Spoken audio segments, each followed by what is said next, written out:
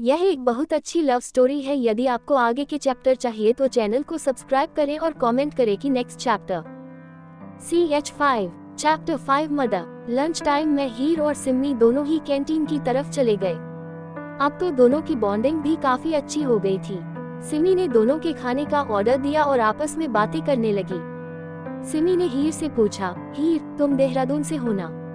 तो हीर जो अपने फोन में ही कुछ मैसेज चेक कर रही थी जो कि उसकी देहरादून वाली दोस्त ने भेजा था। उसने स्माइल करते हुए सिम्मी की तरफ देखा और कहा, हाँ हम लोग देहरादून से हैं और 2 महीने पहले ही यहाँ शिफ्ट हुए हैं। तो सिम्मी ने खुश होते हुए कहा, देहरादून वाकई बहुत खूबसूरत जगह है। वहाँ के बड़े बड़े पहाड़, हरियाली, झरने, खाई सब कुछ माइंड ब्लोइंग है और वहाँ का एटमॉस्फेयर के तो कहना ही क्या। तो हीर ने भी खुश होते हुए कहा, सही कह रही हो सिम्मी, पर पता है हमें यहाँ आए भले ही 2 महीने हो गए हैं, पर आज भी मैं देहरादून को बहुत मिस करती हूँ। वहाँ पर जो सुकून और शांति है ना, वह यहाँ नहीं है। यहाँ काफी भीड़ भाड़ है, लेकिन फिर भी कई चीजें यहाँ बहुत अच्छी है। तो सिमी ने कहा, ये बात तो है, यहाँ की नाइट लाइफ माइंड ब्लोइंग है। अच्छा तुम कभी क्लब गई हो? तो हीर ने कहा, नहीं मैं कभी ऐसी जगह नहीं गई, पर मैंने टीवी में देखा है कि क्लब कैसा होता है। तो सिम्मी ने कहा, तो चलो मैं तुम्हें लेकर चलूंगी, तुम मेरे साथ क्लब चलना।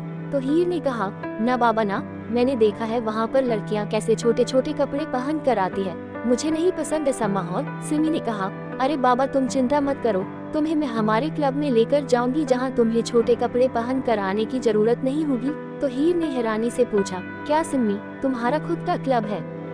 तो सिम्मी ने लापरवाही से कहा, इसमें कौन सी बड़ी बात है, तुम्हें नहीं पता हमारे बहुत बड़े बड़े होटल भी है और ऐसे कई सारे क्लब है।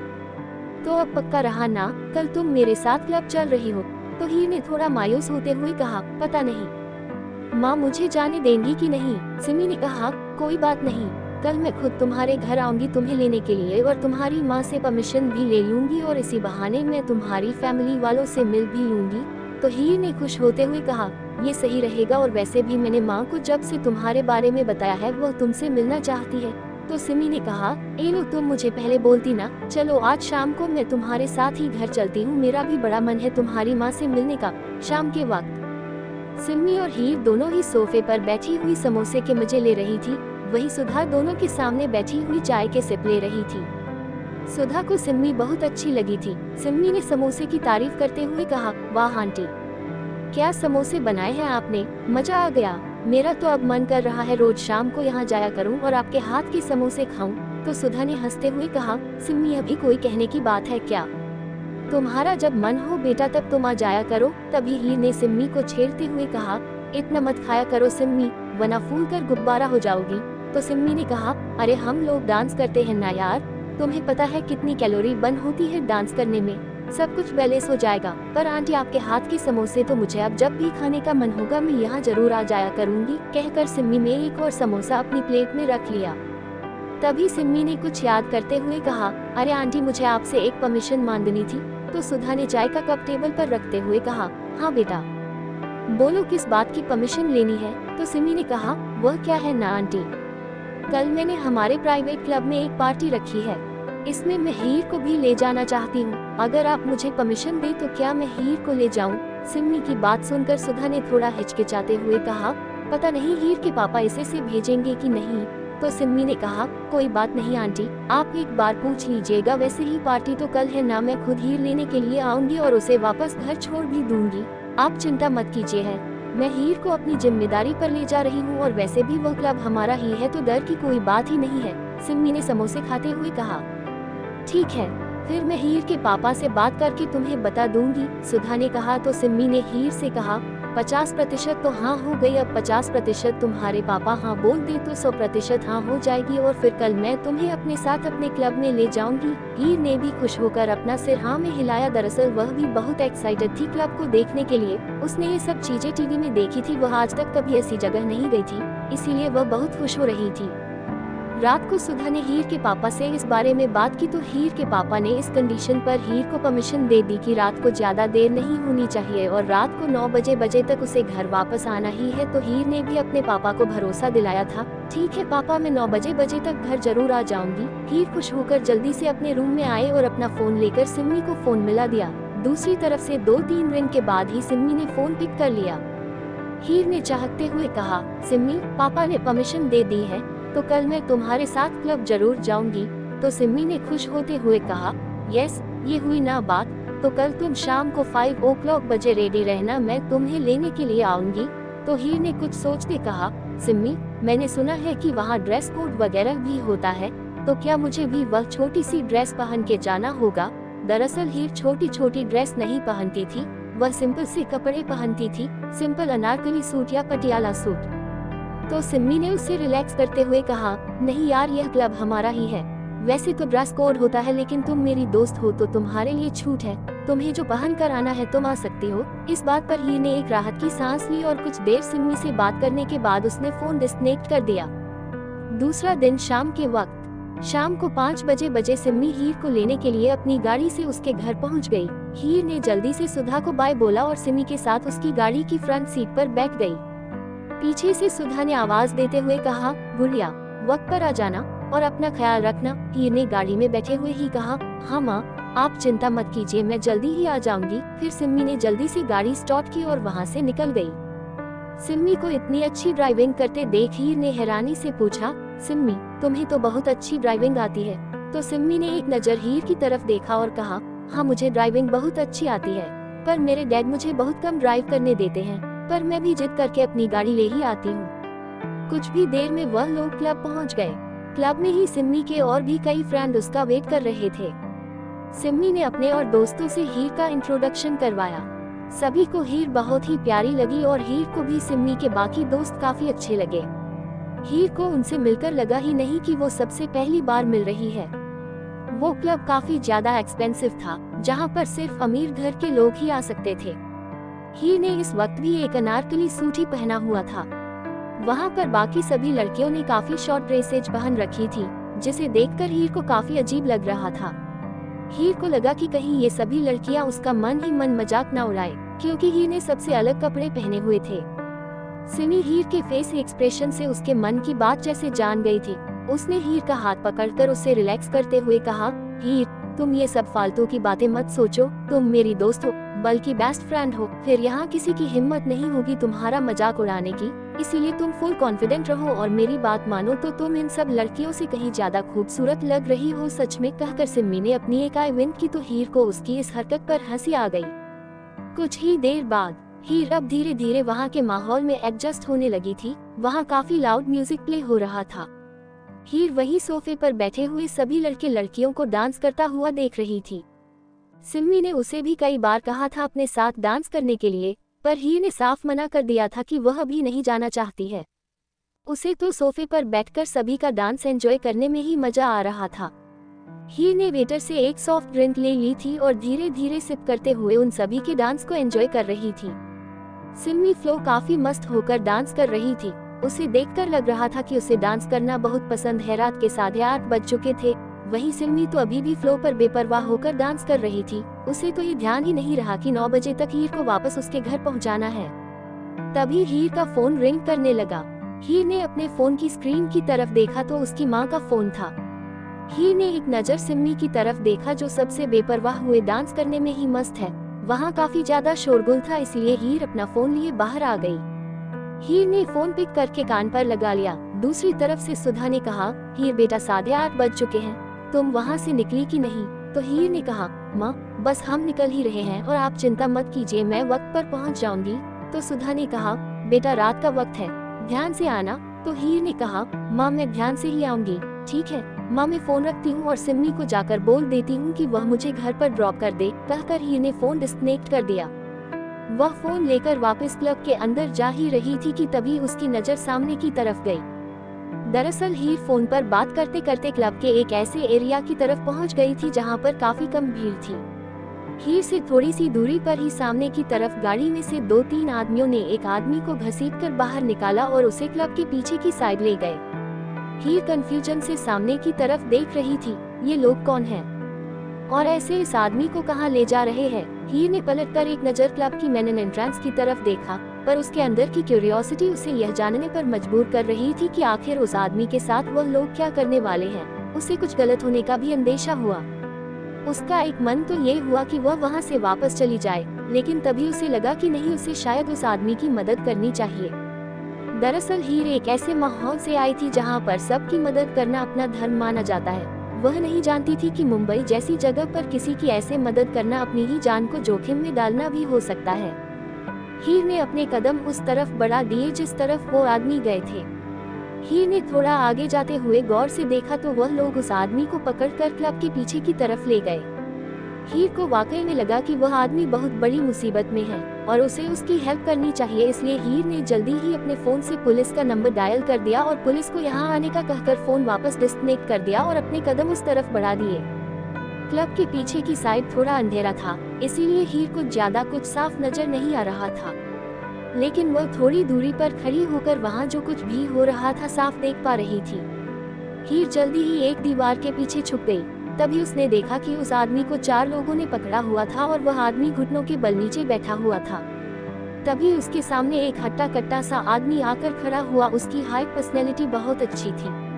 हीर साफ तौर पर उसका चेहरा नहीं देख पा रही थी, लेकिन उसे ये तो समझ आ रहा था कि वहाँ पर हो क्या रहा है। और ये देखकर हीर को घबराहट की वजह से पसीने आने लगे। वह बस यही सोच रही थी किसी तरह से पुलिस वक्त पर यहाँ पहुँच जाए ताकि वह आदमी बच जाए। तभी जो आदमी वहां पर अभी पहुंचा था उसने अपने हाथ में पकड़ी हुई गन को लोड किया और नीचे बैठे हुए आदमी पर वह गन तान दी। ये देखकर हीर की आंखें शौक से बड़ी हो गई। हे महादेव, यह क्या हो रहा है? क्या यह आदमी इसे मार देगा? नहीं नहीं, प्लीज महादेव जी, पुलिस को जल्दी भेज दीजिए ताकि उस आदमी की जान बच जाए। हीर अभी यह सब सोच ही रही थी कि तभी वहाँ पर एक साथ 3 फायर होने की आवाज आए और इसी के साथ घुटनों के बल बैठा हुआ आदमी निढाल होकर फर्श पर गिर गया। ये देखकर हीर के मुंह से एक तेज चीख निकली, लेकिन तुरंत ही उसने अपने मुंह पर हाथ रख लिया, लेकिन उसकी चीखने की आवाज उन आदमियों तक पहुंच चुकी थी, इसीलिए उन्होंने भी एक साथ उसी तरफ देखा। हीर ने डर से अपने कदम पीछे लेना शुरू कर दिया। हीर जल्दी से वहां से भाग जाना चाहती थी, इसी वो पीछे मुड़कर कुछ कदम आगे तक भागी थी कि तभी उसके सामने वही लंबी चौड़ी पर्सनैलिटी का आदमी आ गया।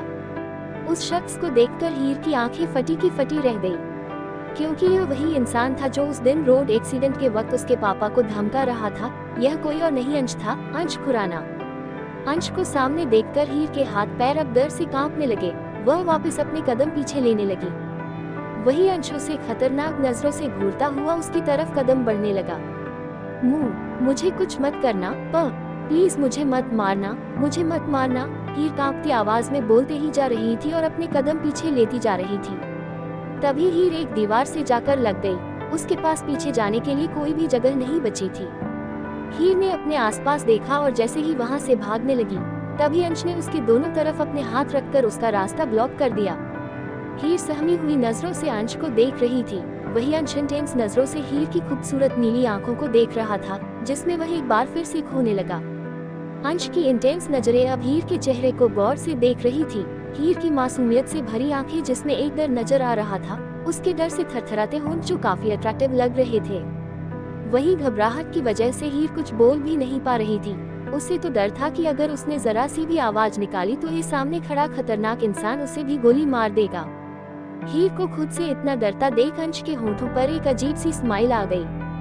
उसने अपनी गन का अगला सिरा हीर के चेहरे पर फेरते हुए अपनी हंसकी वॉइस में पूछा, तो तुमने वहाँ पर क्या देखा हीर? अंश के मुंह से अपना नाम सुनकर हीर एकदम से फ्रीज हो गई कि भला यह इंसान उसका नाम कैसे जानता है, जबकि वह तो इसे पहचानती ही नहीं है और ना ही इसका नाम जानती है। हीर ने हकलाते हुए पूछा, आपको मेरा नाम कैसे पता है? अंश ने उसके सवाल को इग्नोर किया और अपने सवाल को वापस दोहराया, तुमने वहाँ पर क्या देखा हीर? टेल मी, हीर ने एक बार फिर हकलाते हुए कहा, वहाँ पर खून, गोली, मार डाला, मर्डर, आदमी को मार डाला। हीर घबराहट की वजह से कुछ बोल भी नहीं पा रही थी। तभी पुलिस के सायरन की आवाज वहां आई, जिससे अंश का ध्यान कुछ देर के लिए हीर से भटक गया और उसने पीछे मुड़कर पुलिस की पास आ रही गाड़ी की तरफ देखा। हीर ने इसी मौके का फायदा उठाया और अंश के सीने पर हाथ रख उसे खुद से दूर धकेल दिया और पुलिस की गाड़ी की तरफ भागी। हीर को ऐसे भागते हुए देखकर अंश के चेहरे पर एक अजीब सी स्माइल आ गई, जैसे उसे कोई फर्क ही नहीं पड़ रहा था पुलिस के वहां आने पर। पुलिस की गाड़ी अभी रुकी ही थी कि जल्दी से हीर गाड़ी के डोर के पास जाकर बोली, इंस्पेक्टर, वहाँ पर वह मर्डर, अभी उस आदमी ने उसे मार डाला, उसे गोली मार दी। कंटिन्यू। कहानी अब तक। हीर ने हकलाते हुए पूछा, आपको मेरा नाम कैसे पता है? अंश ने उसके सवाल को इग्नोर किया और अपने सवाल को वापस दोहराया, तुमने वहाँ पर क्या देखा हीर? Tell me. हीर ने एक बार फिर हकलाते हुए कहा, वहाँ पर खून, गोली मार डाला, आदमी को मार डाला। हीर घबराहट की वजह से कुछ बोल भी नहीं पा रही थी। तभी पुलिस के सायरन की आवाज वहां आई, जिससे अंश का ध्यान कुछ देर के लिए हीर से भटक गया और उसने पीछे मुड़कर पुलिस की पास आ रही गाड़ी की तरफ देखा। हीर ने इसी मौके का फायदा उठाया और अंश के सीने पर हाथ रख उसे खुद से दूर धकेल दिया और पुलिस की गाड़ी की तरफ भागी। हीर को ऐसे भागते हुए देखकर अंश के चेहरे पर एक अजीब सी स्माइल आ गई, जैसे उसे कोई फर्क ही नहीं पड़ रहा था पुलिस के वहां आने पर। पुलिस की गाड़ी अभी रुकी ही थी कि जल्दी से हीर गाड़ी के डोर के पास जाकर बोली, इंस्पेक्टर, वहाँ पर वह अभी उस आदमी ने उसे मार डाला, उसे गोली मार दी। अब आगे। गाड़ी का डोर ओपन कर इंस्पेक्टर बाहर आया। उसने हीर को इतना घबराते हुए देखा तो उसे शांत करते हुए कहा, पहले आप शांत हो जाए प्लीज, फिर मुझे बताइए यहाँ क्या हुआ है। पर हीर इतनी ज्यादा घबराई हुई थी कि वह कुछ नहीं बोल पा रही थी। तभी इंस्पेक्टर ने हवलदार को कुछ इशारा किया तो हवलदार ने हाँ में सिर हिलाया और गाड़ी में से पानी की बोतल लाकर हीर को दी। हीर ने जल्दी से पानी पिया। पानी पीकर हीर थोड़ी शांत हुई। फिर हिम्मत करके उसने उसे जगह इशारा करते हुए कहा, वहाँ पर एक आदमी ने अभी एक आदमी को गोली मार दी और वहाँ जिस आदमी वह मर्डर हुआ है वहाँ उसकी बॉडी अभी भी वही है और वह आदमी भी वही है। तो इंस्पेक्टर ने उस तरफ देखा जहाँ पर हीर इशारा कर रही थी। फिर इंस्पेक्टर ने दोबारा हीर से पूछा, आप मुझे वहाँ पर ले जा सकती है? तो हीर ने जल्दी से अपना सिर हाँ में हिलाया तो इंस्पेक्टर ने कहा, चलिए। हीर इंस्पेक्टर को उसी जगह ले आई जहाँ पर उस आदमी का मर्डर हुआ था, लेकिन वहाँ पर तो कोई भी ऐसा निशान नहीं था जिससे ये पता चले कि यहाँ पर किसी इंसान का मर्डर भी हुआ था, बल्कि वहाँ तो कोई ब्लड स्टेन भी नजर नहीं आ रहा था। हीर ने घूमकर पूरे एरिया को देखा और कहा, वह लोग यही थे, डेड बॉडी भी यही थी, मैंने खुद अपनी आंखों से देखा है। इंस्पेक्टर ने चारों तरफ सरसरी निगाह डालते हुए कहा, पर यहाँ तो कोई भी नहीं है, मैम आपको जरूर कोई गलतफहमी हुई होगी। तो हीर ने कहा, नहीं, मुझे कोई गलतफहमी नहीं हुई है, मैं खुद देखा है, यहाँ पर उन लोगों ने उस आदमी को पकड़ा हुआ था और एक आदमी ने उस पर फायर कर दिया। तभी वहाँ पर एक भारी आवाज गूंजी, इंस्पेक्टर, यहाँ कैसे आना हुआ तुम्हारा? हीर के साथ उस इंस्पेक्टर ने भी पलटकर उस आवाज की तरफ देखा तो सामने ही अंश खुराना खड़ा हुआ था। अंश को देखकर हीर की आंखें डर एक एकदम बड़ी हो गई।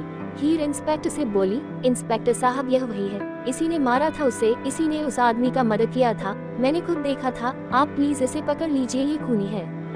अंश तो वहाँ ऐसे खड़ा हुआ था जैसे उसे इन बातों से कोई फर्क ही नहीं पड़ता हो। वहीं इंस्पेक्टर ने अंश की तरफ देखते हुए फिर हीर की तरफ देखा और कहा, देखिए, यहाँ तो कोई डेड बॉडी नहीं है और न ही किसी तरह के ब्लड स्टेन है, तो भला हम इनको कैसे पकड़ सकते हैं? आपको जरूर कोई गलतफहमी हुई होगी, आप ऐसा कीजिए, अपने घर जाइए।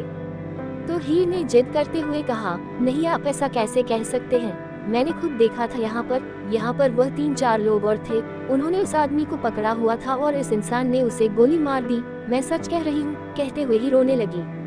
अंश एक अजीब सी स्माइल के साथ हीर को ही देख रहा था। उसने इंस्पेक्टर से कहा, इंस्पेक्टर आप जाए, बच्ची है, शायद इसे गलतफहमी हो गई होगी, इसीलिए ऐसा कह रही है। अंश ने फिर हीर से कहा, चलो तुम्हें तुम्हारे घर छोड़ दूं, मेरे ख्याल से तुम्हारी तबीयत ठीक नहीं है। हीर ने डरी हुई आंखों से अंश को और फिर उसके बड़े हुए हाथ की तरफ देखा और जल्दी से इंस्पेक्टर के पीछे छिपते हुए बोली, मैं नहीं जाऊंगी इनके साथ, यह मुझे भी मार देंगे, ये खूनी है, यह मुझे मार देंगे। तभी इंस्पेक्टर ने हीर से पूछा, क्या तुम यहाँ किसी के साथ आए हो या अकेली हो? तो हीर ने कहा, मैं अपने दोस्त के साथ आई हूँ, वो वहाँ अंदर क्लब में है। तो इंस्पेक्टर ने कहा, ठीक है, तो आप उसके पास चली जाए, फिर आप उसके साथ घर चले जाना, शायद आपकी तबीयत ठीक नहीं है, कहकर इंस्पेक्टर वहाँ से चले गए। इससे पहले कि इंस्पेक्टर थोड़ा और दूर जाते हीर भी जल्दी से भागते हुए वहाँ से चली गई। उसे डर था कि इंस्पेक्टर से जाते ही अंश कहीं उसे पकड़ ना ले और उसे मार ना दे। वही अंश ने हीर को इस तरह से डरकर भागते हुए देखा तो एक डेविल स्माइल के साथ कहा, Heer, you are so innocent baby. Heer भागते हुए क्लब के अंदर आए और आसपास नजर दौड़ाते हुए सिम्मी को ढूंढने लगी। तभी उसकी नजर फ्लोर पर डांस कर रही सिम्मी पर गई। हीर भागते हुए सिम्मी के पास गई और उसका हाथ पकड़कर खींचते हुए बोली, चलो यहाँ से, मुझे यहाँ नहीं रहना है, प्लीज चलो, मुझे मेरे घर छोड़कर आओ। सिम्मी ने हैरानी से हीर की तरफ देखा और उससे पूछा, हीर क्या हुआ तुम्हें? तुम इतना घबराए हुई क्यों हो? हीर ने रोते हुए कहा, सिम्मी मुझे मेरे घर जाना है, प्लीज मुझे मेरे घर ले चलो, मुझे यहाँ बहुत डर लग रहा है। तो सिम्मी ने उसे रिलैक्स करते हुए कहा, ठीक है चलो हम घर चलते हैं। सिम्मी उसका हाथ पकड़ उसे पार्किंग एरिया में अपनी गाड़ी के पास लेकर आए और फ्रंट सीट का डोर ओपन कर उसे अंदर बैठा दिया। हीर अभी भी अपना सिर झुकाए सुबक रही थी। सिम्मी भी ड्राइविंग सीट पर आकर बैठ गई और उसने अपनी सीट बेल्ट लगाते हुए हीर की तरफ देखा जो अभी भी सुबक कर रही थी और काफी डरी हुई भी नजर आ रही थी। सिम्मी ने हीर के कंधे पर हाथ रखा जिससे हीर एकदम से डर कर उसकी तरफ देखने लगी। तो सिम्मी ने कहा, रिलैक्स हीर, मैं हूँ, तुम इतना डर क्यों रही हो, मुझे बताओ क्या हुआ तुम्हारे साथ। तो हीर ने सुबकते हुए धीरे धीरे सारी बात सिम्मी को बता दी, जिसे सुनकर सिम्मी एकदम से शॉक रह गई। व्हाट, यह क्या कह रही हो तुम? एक मर्डर हुआ है इसी क्लब के पीछे? तो हीर ने अपना सिर हाँ में हिलाते हुए कहा, हाँ और पता है मैंने पुलिस को भी बुलाया था पर पुलिस ने मेरी बात का भरोसा नहीं किया क्योंकि वहाँ पर कोई डेड बॉडी नहीं थी, उन्हें कोई सबूत नहीं मिला और पता है वह खतरनाक इंसान जिसने यह मर्डर किया था वह भी वही था और वहाँ ऐसे खड़ा था जैसे उसे कोई डर ही ना हो क्योंकि पुलिस मेरी बात सुन ही नहीं रही थी। सिम्मी ने एक गहरी सांस लेते हुए कहा, हो सकता है हीर की तुम्हें कोई गलतफहमी हुई हो क्योंकि अगर वहाँ कोई मर्डर हुआ होता तो पुलिस को कोई ना कोई सबूत तो मिलता ना, और वैसे भी ऐसे सुनसान जगह तुम्हें अकेले नहीं जाना चाहिए। यह कोई छोटा मोटा शहर नहीं है, यह मुंबई है, यहाँ पर कई खतरनाक किस्म के लोग भी रहते हैं, आइंदा से तुम कभी भी ऐसी जगह अकेली नहीं जाओगी, है ना? तो हीर ने भी अपना सिर हाँ में हिलाया और बड़ी ही मासूमियत से कहा, सिम्मी मुझे घर छोड़ दो, मुझे बहुत डर लग रहा है। सिम्मी ने हीर को समझाते हुए कहा, ठीक है पर अपने आप को रिलैक्स करो, अगर अंकल आंटी ने तुम्हें ऐसे देख लिया तो वह घबरा जाएंगे। तो हीर ने भी अपना सिर हाँ में हिलाया और जल्दी से अपने आंसू पोंछ लिए। सिमी ने गाड़ी स्टार्ट की और वहाँ से निकल गई। वहीं कुछ ही दूरी पर अपनी ही गाड़ी में बैठा हुआ अंश कब से हीर को ही देखे जा रहा था। अंश ने काफी इंटेंस तरीके से हीर का नाम पुकारा, हीर तुम्हें ऐसे बार बार मेरे सामने नहीं आना चाहिए वरना ये तुम्हारे लिए अच्छा नहीं होगा। कहने के साथ ही अंश के फेस पर एक अजीब सी स्माइल आ गई और उसने अपनी आंखें बंद कर अपना सीट पर सिर टिका लिया। उसकी बंद आंखों के सामने एक बार फिर से हीर की वह सहमी हुई नीली आंखें नजर आने लगी, जिसे देखकर अंश उसमें खुद को डूबने से रोक नहीं पाता था। तारांकन रात के करीब 12 बजे हीर अपने रूम के बेड पर सो रही थी। रूम में माध्यम से रोशनी थी। खिड़की से आ रही चांद की चांदनी हीर के खूबसूरत से चेहरे पर पड़ रही थी, जिसमें हीर का चेहरा सोने की तरह चमक रहा था। तभी हीर को नींद में ही महसूस हुआ कि उसके पास कोई है, जिस वजह से हीर नींद में ही थोड़ी परेशान होने लगी। उसे धीरे धीरे अपने चेहरे पर किसी की गहरी नजरें महसूस होने लगी तो झटके से उसने अपनी आंखें खोल दी। जैसे ही उसकी नजरें दो गहरी नजरों से मिली, उसके मुंह से एकदम से चीख निकलने वाली थी कि उस शख्स ने उसका मुंह अपने मजबूत हाथ से बंद कर दिया। हीर के मुंह से निकलने वाली चीख उसके मुंह में ही दब कर रह गई। हीर डरी हुई नजरों से उन दो आंखों को देख रही थी। हीर उन गहरी आंखों को पहचानती थी। हीर इस चेहरे को भी पहचानती थी। ये वही चेहरा था जिसे देखकर हीर की आंखों में खौफ उतर आता था। ये कोई और नहीं अंश खुराना था। हीर उसकी पकड़ से छूटने के लिए छटपटा रही थी, लेकिन उसकी पकड़ बहुत मजबूत थी, इस वजह से हीर हिल भी नहीं पा रही थी। वह शख्स धीरे धीरे हीर के चेहरे की तरफ झुका और उसकी आंखों में देखते हुए सर्द आवाज में बोला, हीर तुमने वहाँ क्या देखा? उसकी बात सुनकर हीर एकदम से जम सी गई। उसकी सहमी हुई आंखों के किनारों से आंसू बह रहे थे। वह इस वक्त अंश की मजबूत पकड़ में खुद को बहुत ही बेबस महसूस कर रही थी। वह चिल्लाकर अपने माँ पापा को बुलाना चाहती थी, पर वह ऐसा नहीं कर पा रही थी। अंश धीरे से हीर के चेहरे की तरफ झुक रहा था, जिस वजह से उसकी गर्म सांसें हीर खुद के चेहरे पर महसूस कर पा रही थी। अब हीर और अंश के चेहरे में सिर्फ 1 इंच की दूरी रह गई थी। अंश की आंखों के एक्सप्रेशन बहुत ही खतरनाक नजर आ रहे थे। तभी अंश ने एक खंजर निकालकर हीर के चेहरे पर फेरते हुए कहा, हीर अगर तुमने वहाँ किसी का मर्डर होते हुए देखा है तो इसका मतलब तुम्हें भी मरना होगा। कहने के साथ ही अंश ने उस खंजर की नोक को अजीब तरीके से हीर के चेहरे पर फेरते हुए धीरे धीरे नीचे लाने लगा और उसे लाकर उसने हीर के पेट पर उसे रोक दिया। हीर की आंखें खौफ से एकदम बड़ी हो गई और उसकी आंखों से भी आंसू का बहना तेज हो गया।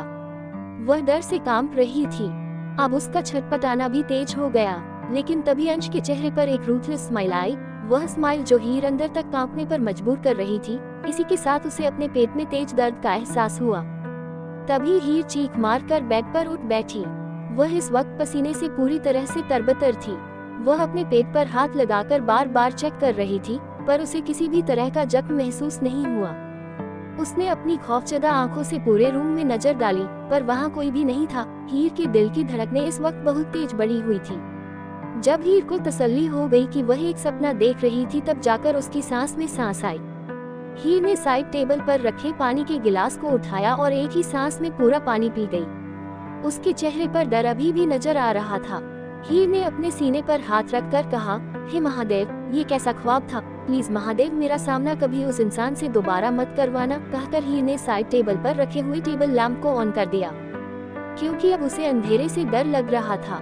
हीर ने डरी हुई नजरों से एक बार फिर पूरे कमरे का मुआयना किया। जब उसे तसल्ली हो गई कि वह उस रूम में अकेली है, तो उसने ब्लैंकेट को अपने मुंह तक ओढ़ लिया और काफी देर की मशक्कत के बाद आखिरकार हीर को नींद आ ही गई। दूसरा दिन, शिवी अपनी दोस्त रिया से मिलने उसके घर आई हुई थी। रिया किचन से कॉफी के 2 कप लेकर बाहर आई, फिर शिवी के सामने सोफे पर बैठते हुए उसकी तरफ एक कॉफी का कप बढ़ाते हुए बोली, शिवी, आखिरकार तुम ये सब क्यों बर्दाश्त कर रही हो? तुम्हें वह इंसान इतना टॉर्चर करता है, फिर भी तुम उसके साथ रह रही हो। शिवी ने एक गहरी सांस लेकर कॉफी का कप अपने हाथ में पकड़ा और कुछ सोचने के बाद रिया से कहा, मैं जो कुछ भी कर रही हूँ सिर्फ माँ पापा की वजह से कर रही हूँ। तुम जानती हो ना रिया, आखिरकार उन्होंने मुझे पाल पोस कर बड़ा किया है।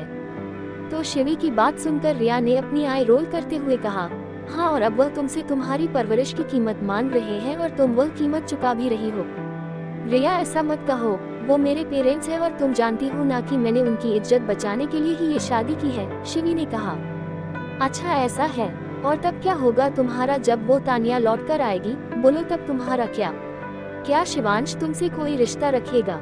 नहीं ना, दूध में बड़ी मक्खी की तरह निकाल बाहर फेंकेगा वह तुम्हें। तुम अपने बारे में क्यों नहीं सोच रही हो? रिया ने उसे समझाते हुए कहा। तो शिवी ने एक फीकी सी स्माइल के साथ कहा, आगे जो मेरे साथ होगा उसे मैं अपनी किस्मत मान लूंगी रिया। फिलहाल के लिए तो मैं शिवांश से अलग होने के बारे में सोच भी नहीं सकती। प्यार करने लगी हो ना शिवांश से? रिया ने गहरी नजरों से शिवी को देखते हुए पूछा। रिया की बात सुनकर शिवी ने अपनी नजरें झुका ली, पर कोई जवाब नहीं दिया। तो रिया ने हैरानी से पूछा, शिवी, तुम उस शिवांश से कैसे प्यार कर सकती हो, जबकि तुम भी जानती हो कि वह तुम्हें अपनी लाइफ में कुछ भी नहीं समझता है सिवाय नाम की बीवी के। तो शिवी ने एक दर्द भरी स्माइल के साथ कहा, रिया, प्यार कोई सोच समझकर नहीं होता है। मुझे भी नहीं पता कि कब मेरे दिल में यह फीलिंग जागने लगी, जबकि शिवांश ने तो कभी एक प्यार भरी नज़र से भी मुझे नहीं देखा। यहाँ तक कि उसने कभी नॉर्मल इंसान की तरह मुझसे कभी बात तक नहीं की। कभी कभी तो मुझे खुद पर और मेरी किस्मत पर हंसी आती है कि मुझे पहली बार प्यार भी हुआ तो कैसे इंसान से, जिसने सिर्फ मुझे नफरत और दर्द के सिवा कुछ नहीं दिया। पर जब शिवांश मुझे छोड़ देंगे ना, तब मैं अपने दिल को ये सोचकर मना लूंगी कि शायद कि हर किसी का प्यार मुकम्मल तो नहीं होता, तो उन लोगों में से एक मैं भी हूँ। शिवी की बात सुनकर रिया ने उसे ऐसे देखा जैसे वह दुनिया की सबसे अजीब प्राणी को देख रही हो। शिवी, मैं तुम्हें कैसे समझाऊं यार, मैं तुम्हें ऐसी हालत में नहीं देख सकती हूँ। तुम ये लाइफ डिजर्व नहीं करती हो। कब तक तुम दुनिया के सामने इस फेक मैरिज को निभाती रहोगी? तुम्हारी खुद की भी जिंदगी है। शिवी ने रिया की बात का कोई जवाब नहीं दिया और कॉफी के कप को टेबल पर रखते हुए कहा, अच्छा रिया, अब मुझे चलना चाहिए, देर हो रही है, वैसे भी शिवांश के घर आने का वक्त हो गया है। रिया जानती थी कि उसके सवालों के जवाब से बचने के लिए शिवी वहां से जाने का बहाना बना रही है, तो उसने भी आगे कुछ नहीं कहा और खड़े होते हुए कहा, ठीक है शिवी, जैसे तुम्हें सही लगे, लेकिन मेरी बातों पर थोड़ा गौर जरूर करना। मैं तुम्हें सिर्फ खुश देखना चाहती हूँ। शिवी ने स्माइल करते हुए अपना सिर हाँ में हिलाया और वहां से चली गई। Swarna dance academy. Dance hall में हीर और सिम्मी दोनों ही पैरों में घुंघरू बंदी एक सॉन्ग पर थिरक रही थी। दोनों ही उस सॉन्ग पर डुएट डांस कर रही थी और वाकई में दोनों की केमिस्ट्री कमाल की थी। वहीं आसपास बैठे हुए और स्टूडेंट उनके डांस को एंजॉय कर रहे थे। Musical notes, musical notes, musical notes, musical notes, musical notes, musical notes. रघुकुल रीत सदा चली आई, प्राण जाए पर वचन ना जाई। जय रघुवंशी अयोध्यापति रामचंद्र की जय, सियावर रामचंद्र की जय। जय रघुवंशी अयोध्यापति रामचंद्र की जय, सियावर रामचंद्र की जय। तादी या ना धीम, दे रे ता ना दे रे नोम। तादी या ना धीम, दे रे ता ना दे रे नोम। तादी या ना धीम। रघुवर तेरी राह निहारे, रघुवर तेरी राह निहारे। सातों जन्म से सिया, घर मोर परदेसिया। आओ पधारो पिया, घर मोर परदेसिया, आओ पधारो पिया, तादी या ना तादे रे ना दुम, तादी या ना तादे रे ना धीम, तादी या ना तादे रे ना धीम, तादा रे ना दे धीम ता दानी। मैंने सुध बुध चैन गवा के, मैंने सुध बुध चैन गवा के, राम रतन पाल लिया, घर मोर परदेसिया, आओ पधारो पिया, घर मोर परदेसिया, आओ पधारो पिया, धीम ता नाना दे रे ना, धीम ता नाना दे रे ना, धा नी सा मा, सा गा मा धा, नी धा मा गा पा, गा मा पा सा, गा मा पा नी, गा मा पा नी धा पा मा गा रे गा मा धा पा, रे मा पा धा मा पा नी धा पा मा पा गा मा, रे सा रे मा पा धा मा मा, नी रे सा नी धा पा मा पा धा नी, धा पा मा गा रे सा रे गा। ना तो मैया की लोरी, ना ही फागुन की होरी, मोहे कुछ दूसरा ना भाए रे, जब से नैना ये जाके एक धनुर्धर से लागे, तब से बिरहा मोहे सताए रे। हाँ, ना तो मैया की लोरी, ना ही फागुन की होरी, मोहे कुछ दूसरा ना भाए रे, जब से नैना ये जाके एक धनुर्धर से लागे, तब से बिरहा मोहे सताए रे। दुविधा मेरी सब जग जाने, दुविधा मेरी सब जग जाने, जाने ना निर्मोहिया, घर मोर परदेसिया, आओ पधारो पिया, घर मोर परदेसिया, आओ पधारो पिया। हाँ गई पनघट पर भरन, भरन पनिया दीवानी, गई पनघट पर भरन, भरन पनिया, गई पनघट पर भरन, भरन पनिया दीवानी, गई पनघट पर भरन, भरन पनिया। हो नैनो के तेरे बाण से, मूर्छित हुई रे हिरनिया, झूम झना ना नाना, झना ना ना नाना, बनी रे बनी मैं तेरी जोगनिया, घर मोर परदेसिया, आओ पधारो पिया, घर मोर परदेसिया, आओ पधारो पिया। स्वर स्वर स्वर स्वर स्वर स्वर स्वर। सॉन्ग खत्म होते ही वहां पर तालियों का शोर गूंजने लगा। सभी लोगों ने हीर और सिम्मी के डांस को बहुत एंजॉय किया। वहीं सिम्मी और हीर दोनों के फेस पर बड़ी स्माइल आ गई। वह खुश होकर अपने आसपास देखने लगी। फिर उन्होंने एक दूसरे की तरफ देखा और एक दूसरे के साथ हाई फाई किया। इस वक्त सिम्मी और हीर दोनों ही पसीने से पूरी तरह भीग चुकी थी। वहीं बैठी हुई डांस टीचर ने सिम्मी और हीर के पास आकर कहा, वाकई में तुम दोनों की डांस परफॉर्मेंस बहुत कमाल की थी। मुझे लगता है कि आने वाले कंपटीशन में तुम दोनों को ही हमारे कॉलेज को रिप्रेजेंट करना चाहिए।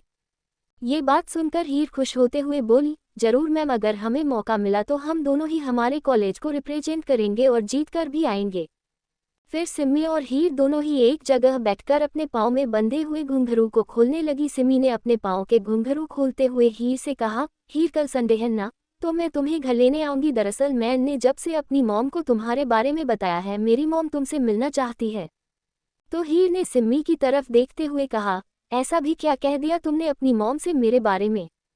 तो सिम्मी ने अपने घुंघरू साइड में रखते हुए कहा, यही कि मॉम, हमारे कॉलेज में एक एलियन आए हैं और वह बहुत ही अजीब लगती है। सिम्मी की बात सुनकर हीर ने अपनी आंखें बड़ी कर उसे देखा। सिम्मी, तुमने मेरे बारे में ऐसा बोला है अपनी मॉम से? तो सिम्मी ने हंसते हुए कहा, अरे यार, मजाक कर रही हूँ। दरअसल मैंने अपनी मॉम को बताया कि मेरी बेस्टी वर्ल्ड की सबसे बेस्ट बेस्टी है और मैंने उनके सामने तुम्हारी भर भर के ढेर सारी तारीफें की है। इस वजह से मेरी मॉम तुमसे मिलना चाहती है।